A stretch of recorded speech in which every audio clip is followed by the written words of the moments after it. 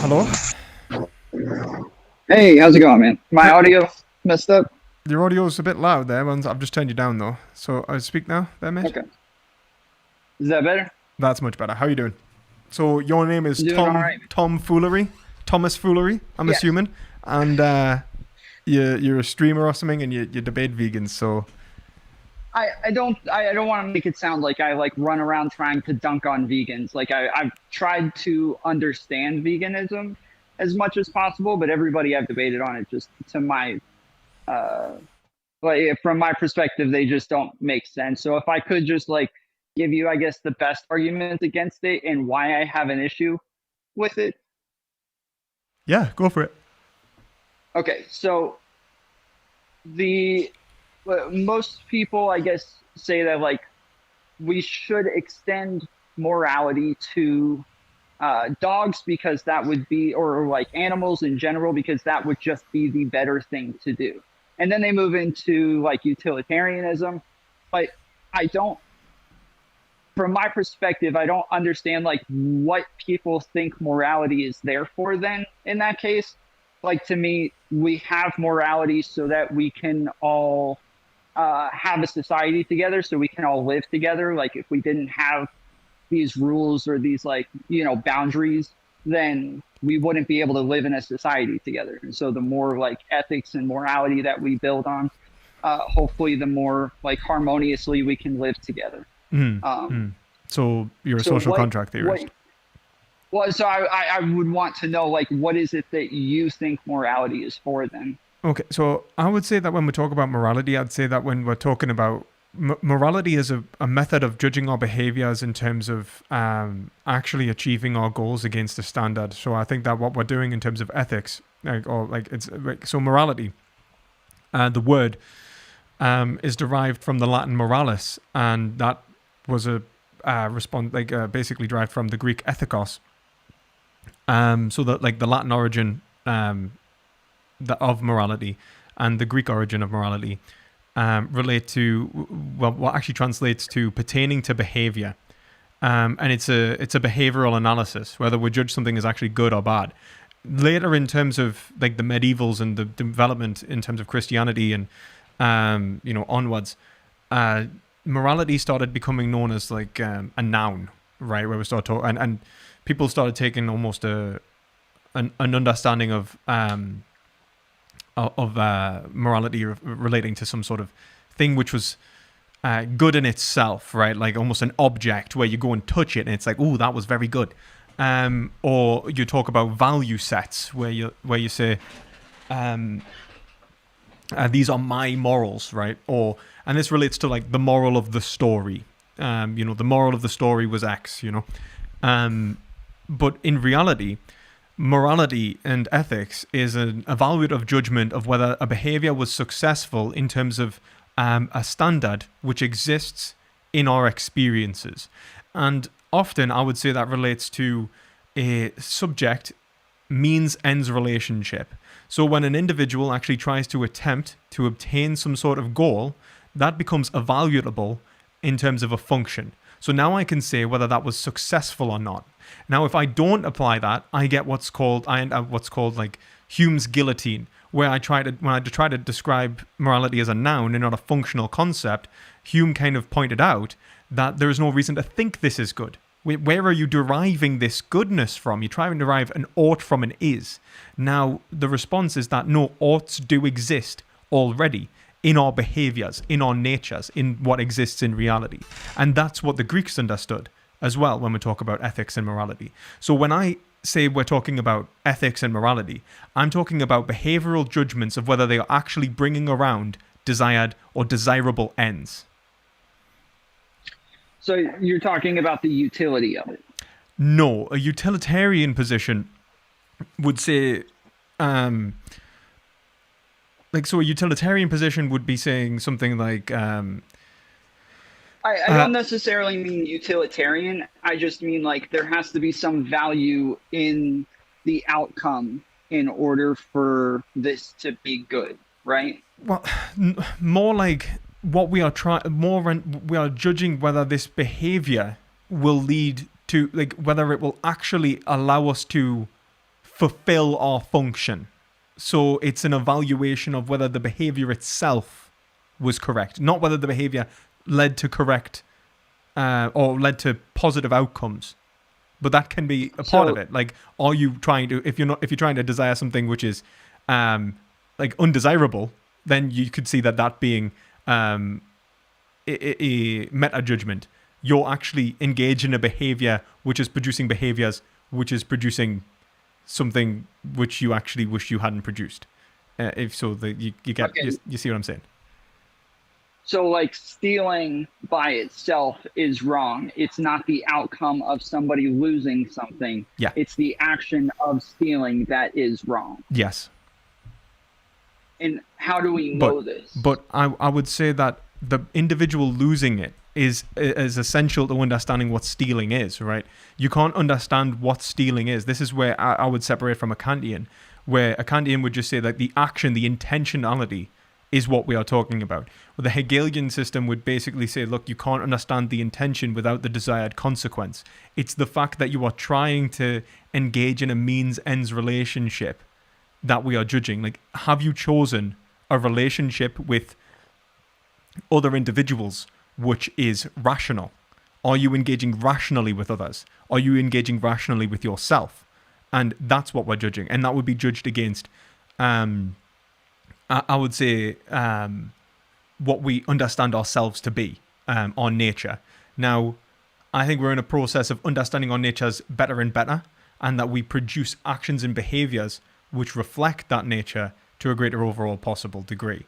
So when I'm trying to express my subjectivity, what I realize is I'm trying to achieve positive states and avoid negative states. And so are animals. So are like all sentient beings. And that's what I'm judging. Everyone's trying to achieve positive and avoid negative.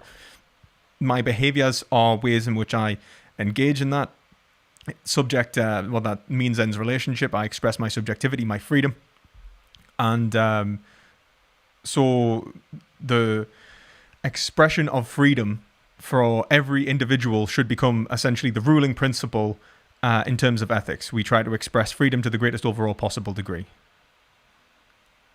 So how would you then apply this to veganism? Like, what is it? Just the killing of an animal that is objectively wrong? I would say that the disrespect of the interests of the animal is what's wrong. So not the killing. So for example, you could kill a human and it'd be right. Like, you could, like, in the same way you could kill an animal and it'd be right if it's in self-defense, or if it's euthanasia or something. It's the relationship that you have with that animal and yourself that we are judging, the behaviors. So if you were to kill an animal, let's say for food, you're not treating that, you're putting your preferences above its interests. And I would say that was an unjustified relationship, an unjustifiable relationship. You aren't treating it as an ethic, as having equal ethical value. And I can make an argument as to why you should in a minute if you want. Yeah, what is the interest of the animal? The interest of the animal is to express its subjectivity, to essentially achieve its goals in life, to feel pleasure, avoid pain. Okay, so I guess to better understand this, let's say something like misgendering a trans person. Would you say that this is an immoral action? I think that if you're intentionally trying to cause harm to the trans person, then yes. I think that if it's an accident, I think that accidents happen and cause negative consequences, but I don't think you're culpable for your accidents. Like, for example, if you accidentally, let's say you fall down the stairs, and in falling down the stairs, you bump into somebody else and they fall to their death, then I wouldn't say that you're culpable for that. Or if you run someone over because they dart in front of your car, I wouldn't say you're culpable for that. If you misgender someone by accident and it's not an act of disrespect, but just a mistake, then I don't think that there's no unethical behavior that's happened there. Although it should allow you to maybe question as to why you did misgender them and why you've produced these circumstances, but not necessarily anything unethical. But if you are intentionally misgendering someone to, not considering their not you're disrespecting them, then yeah, I would say that's unethical. I don't mean to go too far down this line of questioning, but like if we live in a society where like gender is still conflated with sex though, and I really enjoyed your conversation with Destiny and Rem, and I think you got Hmm. into like even what was it? What gender is? It doesn't matter. Yes, the gender conversation, and I feel as though what like if most people still think of gender as the same exact thing as sex, you're you're saying that there's an action that is almost inherently immoral instead of saying it is the outcome that is immoral because I'm it not is sure if hurting another person. I'm So not even if sure. they believe So that they aren't misgendering this person, it would still have a negative outcome that would make it immoral to me. one, I don't think that the majority of society does actually think that gender is conflated with sex, because you had people questioning gender roles but not questioning whether not questioning that sex. Like they're saying like, oh, like these the roles that are related to being feminine, for example, like what is a woman is not necessarily defined by X, and so that they're actually questioning gender, like that institution of gender, the institution of gender fell into questioning without actually questioning like the institutions involved with sex.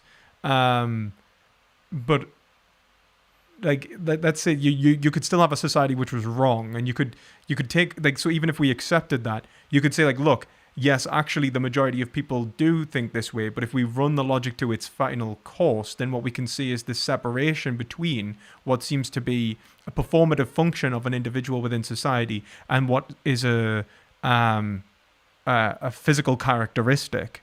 And these have been conflated in ways which is forming conclusions which is irrational. And then you challenge your institutions, which is what I would say is actually happening, a form of institutional skepticism.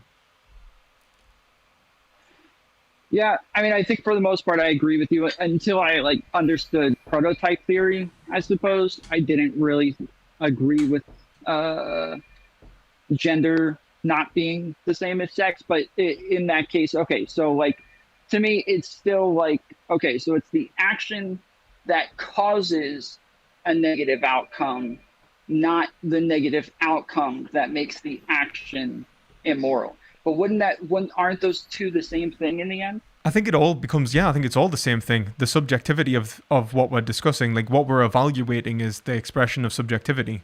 And that's the expression of subjectivity is judged by, did my behavior, so when I'm trying to like, so it's like understanding that when I'm performing the action, I'm doing it with the intention of producing the consequences. So seeing the intentional state and the consequences as separate is the wrong way of understanding it, which is why I would reject, let's say, a purely like a Kantian deontological framework, or a purely consequentialist framework, and I would point towards something like a Hegelian framework where there's an element of consequence in that, and it gives us an evaluative measure to judge our behaviors.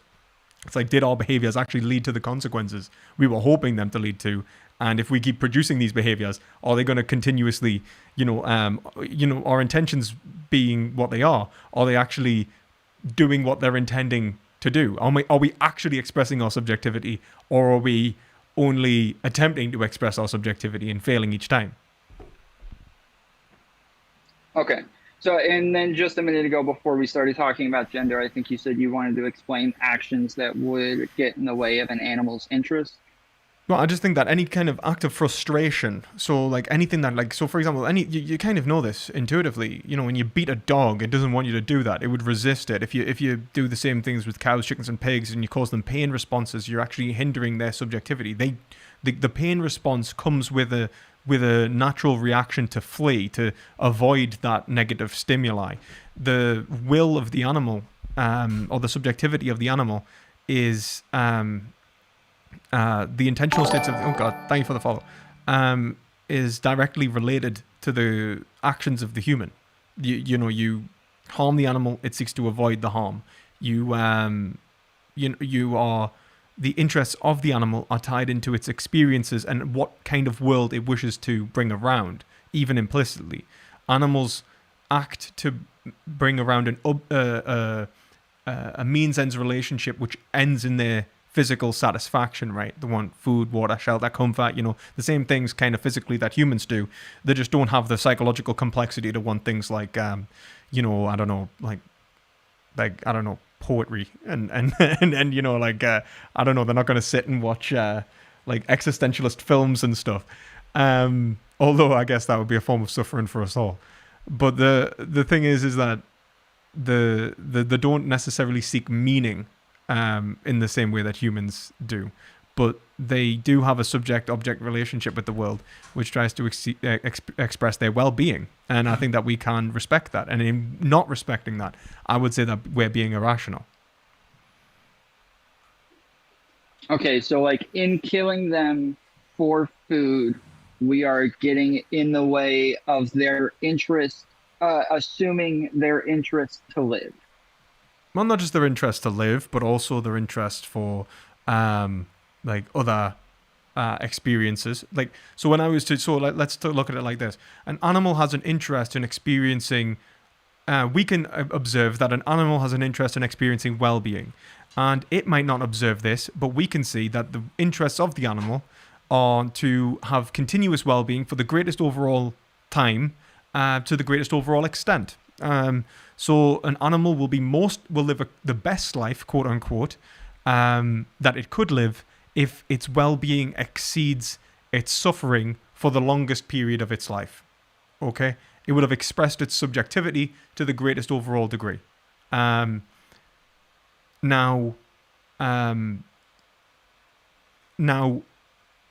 that said, we can see that if we were to cut that narrative short, so let's say it lived a good life, but not as long as it could have, or if we harm it and it didn't need to be harmed, we could see that we're impeding upon the interests of the animal.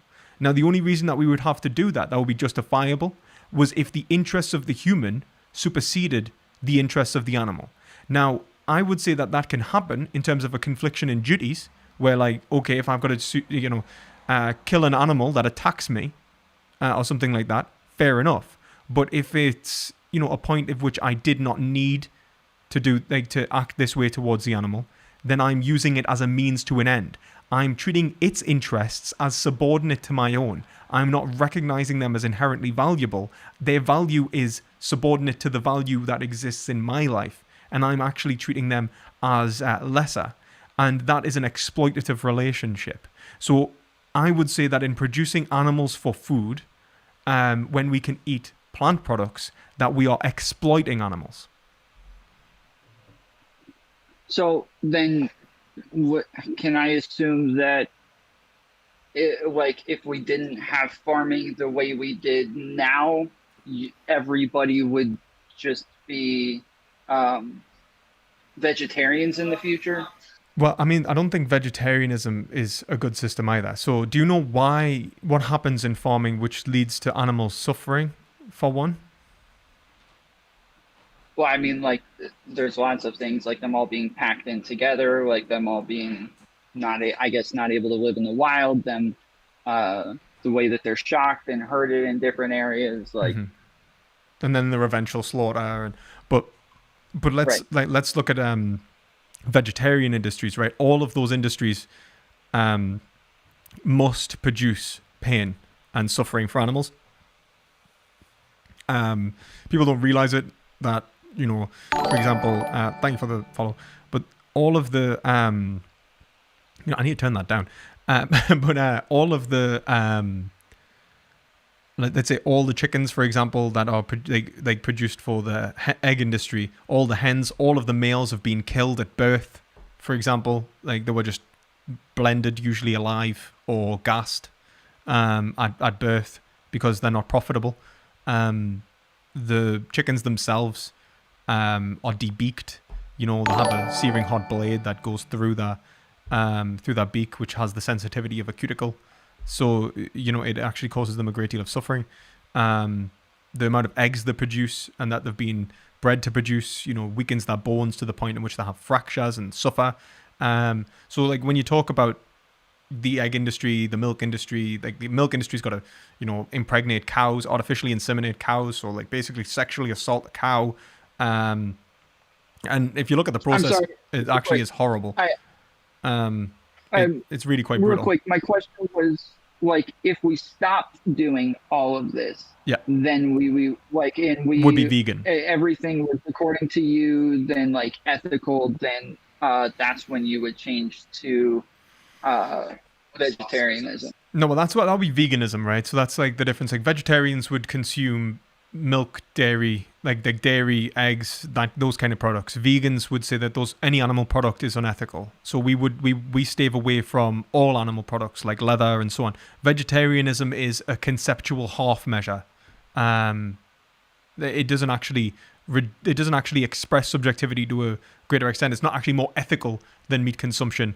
It leads to the same consequences in terms of the expression of subjectivity as meat consumption, pretty much, if not sometimes worse even. So no, if everyone respected animals, we would be vegan. So like, if there's animals that die naturally, we still wouldn't eat those. I couldn't care less. If you find like, look, it's the same thing with humans, right? The only reason that we wouldn't eat humans is because of the harm that it would do to one ourselves in terms of producing diseases, but also like because of people's families and things like that. But like if you look at Polynesian tribes, right, who used to eat each other when they died as a matter of respect, I don't think that they were doing anything inherently unethical. Like when they were killing each other and eating each other, that then there's a difference. But when they're just eating each other as a form of death ritual, I don't really care. I don't think that's unethical. The only thing that's unethical about it is, for example, the diseases that are produced. But that's the same thing with eating meat and eating meat in general. Like if you eat pigs and stuff, you have a real high risk of zoonotic diseases. So if you find roadkill or something like that, there's nothing unethical necessarily about that. It's the actual productive process that's unethical. It's not the actual consumption of meat. Okay, yeah, that's what I was saying. Okay, that makes sense. All right, well, I do have to run. I appreciate you calling me since I couldn't jump into line, but I will think about this and likely get back to you at some point. Yeah. So if you have any more questions and you do want to discuss veganism in the future, just let us know. And I would say, yeah, just go vegan, man. It's really quite easy. So take it easy, anyways. Awesome. Appreciate it, man. Later. Bye.